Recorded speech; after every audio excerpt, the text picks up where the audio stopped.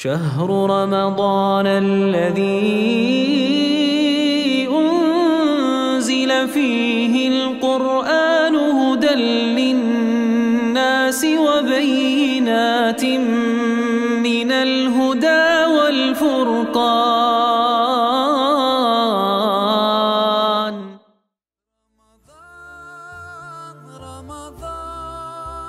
رمضان يا حبيب رمضان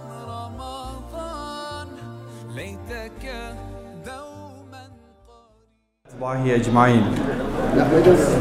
Kıymetli kardeşlerim, hepinizin Ramazanı mübarek olsun. Kıldığımız namazlar, tuttuğumuz oruçlar Cenab-ı Hakk'ın dergâh uluhiyetinde hepimizden salih bir amel olarak kabul buyurulsun. Ramazan'ın sonlarına doğru yaklaştık. Bugün hep beraber 28. günün orucunu tuttuk ve 28. günün teravisini beraberce eda ettik. En azından başlangıcını.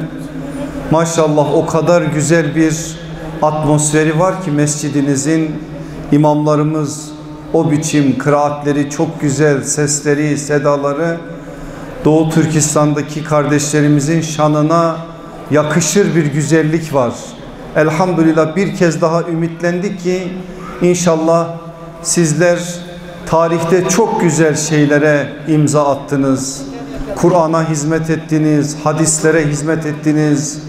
Allah'ın izniyle her ne kadar şu anda sıkıntılar içerisinde olsak da göreceksiniz. İnşallah Allah hem sizlere hem de sizin nesillerinize, çocuklarınıza daha nice nice güzel hizmetler yaptıracak. Ve inşallah çok güzel işlere imza atacaksınız. Hem siz hem de sizin nesilleriniz. Allah bu umuttan beni geri bırakmasın diye dua ediyorum. Şimdi son günler olduğu için ben bir şey söyleyeceğim ama öncesinde bir cümle daha söylemek istiyorum. Allah sizinle şu anda çok farklı bir alışveriş yapıyor. Özellikle Doğu Türkistan'daki kardeşlerimizle. Ben tarihle ilgileniyorum. Biraz önce hocam bir şeyler söyledi anlayabildiğim kadarıyla. Elimden geldiğince İslam tarihinin üzerinde araştırmalar yapıyorum. Bunları ders olarak sunuyorum, yazılar yazıyorum. Onun için tarihi biraz bilirim. Gerçekten tarihte ikinci örneğine çok az rastlanan bir zulmü yaşıyor şu anda Doğu Türkistan coğrafyası. Acılarınızı burada yeniden hatırlatmak istemiyorum. Zaten siz hepiniz biliyorsunuz. Ailelerin imtihanlarını biliyorsunuz, kampların imtihanını biliyorsunuz, orada yaşanan zulümleri biliyorsunuz. Dünyanın bu zulme olan sessizliğini de biliyorsunuz. İslam coğrafyalarının, özellikle Müslümanların bu soykırıma gerçekten daha farklı bir biçimde ses çıkarmaları gerekirken bu noktadaki acziyetlerini, bu noktadaki sıkıntılarını da biliyorsunuz. Ama ben belki de bildiğiniz bir hakikati size bir hatırlatmak istiyorum. Niye Cenab-ı Hak bazen bize zalimleri musallat eder biliyor musunuz? Bunun bazı hikmetleri var. Bazen biz hak ederiz. Bazen bizi başka bir yere çevirmek için Cenab-ı Hak bunu yapar. Ama özellikle Doğu Türkistan için ben şöyle düşünüyorum. Sizde var olan bir potansiyel var. Cenab-ı Hak bu potansiyelin, bu gücün ortaya çıkması için bir zalimi size musallat etti. Bir alimin ifadesiyle atmacayı serçe kuşuna musallat etmesi serçedeki o gücün ve kuvvetin ortaya çıkması içindir. İnşallah sizde de öyle olacak. İnşallah sizin çocuklarınız bu manada çok farklı güzellikler ortaya koyacaklar. Ve bugün dünyanın dört bir tarafına dağılan Doğu Türkistanlı kardeşlerimiz belki yaşadıkları bu zulmün neticesinde bu ümmete örneklik ve önderlik yapacak bir duruma gelecekler Allah'ın izniyle. Duamız, gayretimiz olsun ki Allah en yakın zamanda bunu bize göstersin. Bu Ramazan bunun müjdesi olsun. İnşallah arkasından Allah inayetini, nusretini, zaferini hepimize, özellikle de Doğu Türkistan'daki kardeşlerimize nasip eylesin. Şimdi benim güzel kardeşlerim, bakın önümüzde çok az bir süreç kaldı. Allah izin verirse bir daha teravih kılacağız. 2 defa oruç tutacağız. 2 defa da sahura kalkacağız. Sonra inşallah bayrama erişmiş olacağız. Ramazan dediğimiz bu 11 ayın sultanı, ayların Yusuf'u, nasıl ki Yusuf peygamber, peygamberler içerisinde güzelliğiyle bilinir, bu ayda şehru Ramazan da diğer aylara göre güzelliğiyle, rahmetiyle, mağfiretiyle bilinir. Şimdi bitti Ramazan. Biz bu bir ayı oruçlarımızı tuttuk hamdolsun. Teravihlerimizi kıldık bakın burada olduğu gibi. Hayır hasenatlarımızı çoğalttık. Zekatlarımızı verdik, sadakalarımızı fazlalaştırdık.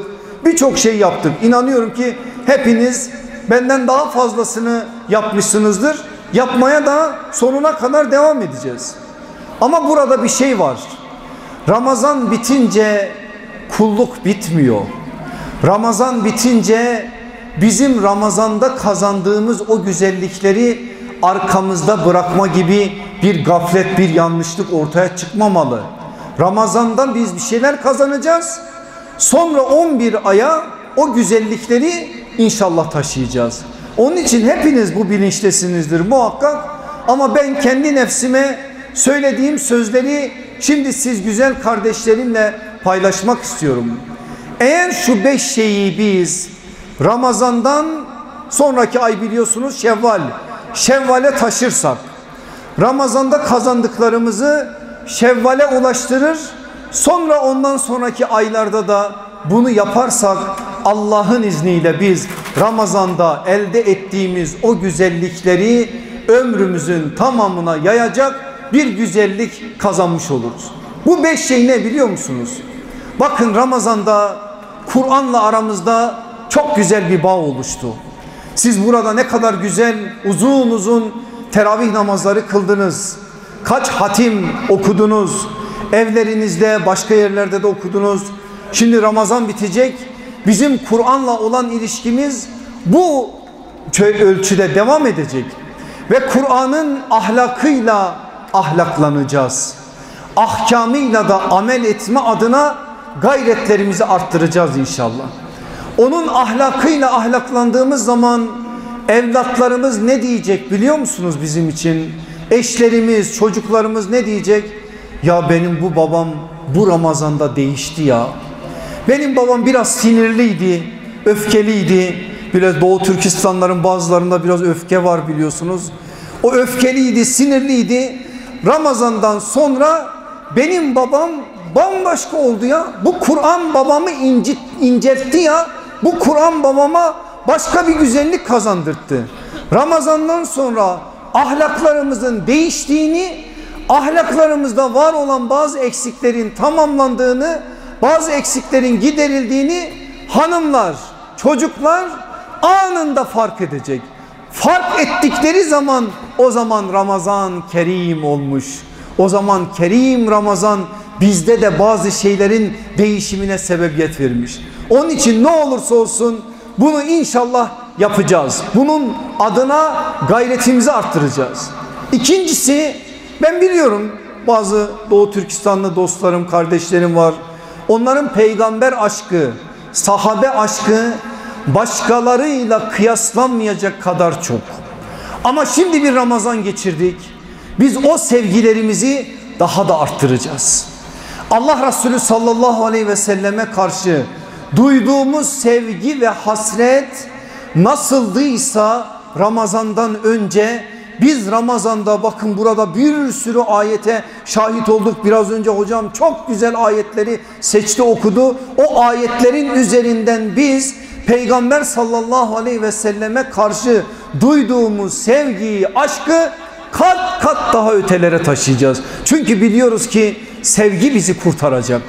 Kimi seversek, kime yüreğimizde yer açarsak, vallahi bu dünyada sevgimizi kime hasrettikse, kime yansıttıksa ahirette onunla beraber olacağız. Kim istemez Allah Resulü sallallahu aleyhi ve sellem olmayı? Hepimizin hasreti o değil mi?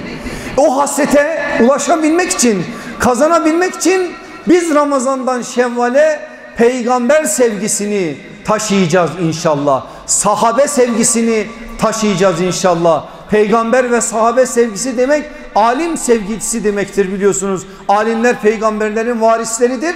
Bütün alimleri de biz o peygamber varisliğinin gereği seveceğiz ve o sevgimizi arttıracağız inşallah.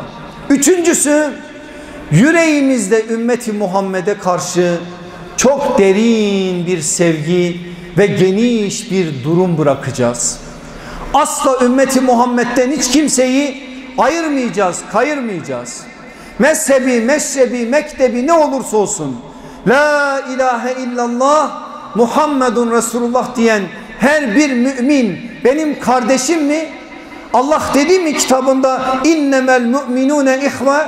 Dedi mi? Dedi. Benim için bitti. Ben onu kardeş bilirim ve o kardeşliğin gereğini yerine getiririm. O zaman asla biz ümmetin içerisinde renkleri, dilleri, coğrafyaları ne olursa olsun ayırmadan, kayırmadan her bir Müslümanı sevmeye çalışacağız. Dördüncüsü, özellikle siz birbirinizi çok seveceksiniz.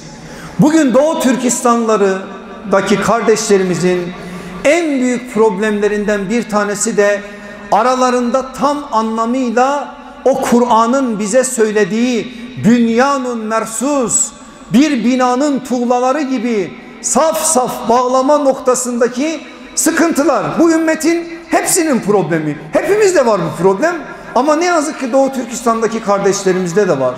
Onun için ne olursa olsun birbirimizi seveceğiz. Birbirimizin hatalarını sevmeyeceğiz ama birbirimizi hatalarımızla seveceğiz. Çünkü insanız, beşeriz. Hepimizin eksiği var, hatası var ama biz eksiklerimizi ve hatalarımızı bir mümin olarak emri bil maruf, nehy anil münker çerçevesinden birbirimize hatırlatacağız. Elimizden geldiğince de birbirimizi severek o sevginin gereğini yerine getireceğiz. Sonuncusu da şu, benim güzel kardeşlerim, evlerimizi, hanelerimizi, ailelerimizi daha iyi bir noktaya getireceğiz inşallah. Elimizden geldiğince Kur'an evi, sünnet evi olacak. Evlerimizde sahabe konuşulacak, güzel şeyler konuşulacak. Helal adına o gayretlerimiz, helal konuşmaları da arkasından getirecek. Bütün bunların hepsini yaptığımız zaman o hanelerde oluşan güzellik halka halka topluma yayılacak ve göreceksiniz Allah'ın izniyle o topluma yayılan o güzellik hepimizin, ümmeti Muhammed'in, özellikle de sizin Doğu Türkistan'daki kardeşlerimizin yeniden dirilişine, ayağa kalkışına, hürriyetine, azatlığına inşallah vesile olacak. Allah o günlere en yakın zamanda bizleri eriştirsin. Cenab-ı Hak aramızdaki kardeşliği, uhuvveti daha da ziyadeleştirsin. Sizin bu güzelliğinizi daim eylesin. Gönüllerinizi, kalplerinizi bu mescitlerden ayırmasın. Son nefesimize kadar Cenab-ı Hak Kur'an yolunda bir hayat bizlere nasip etsin. En yakın zamanda Doğu Türkistan'ımıza hürriyet versin, özgürlük versin, barış versin, selamet versin. Başınızdaki zalimleri de Allah def etsin. O zalimlerin cezasını da katından versin. İnşallah onlar en yakın zamanda Allah'ın zalimlere vaat ettiği o büyük cezaya hem bu dünyada hem ahirette kavuşacaklar. Onu görebilmeyi de Allah bizlere nasip eylesin. Hepinizi Allah'a emanet ediyorum. Dua ediyorum, dua bekliyorum. Bu güzelliğe beni şahit kıldığınız için de Allah sizlerden razı olsun diyorum. İnşallah nice nice güzel meclislerde Mevla bizleri bir araya getirsin diyorum. Subhanekallahumma ve bihamdik. Eşhedü en la ilahe illa ent. Estağfuruke ve etubu ileyk. Ve ahiru davana enilhamdülillahi rabbil alemin. El Fatiha. نور الهلال أقبل تعال فالشوق طال والقلب سما نحو السماء مترقب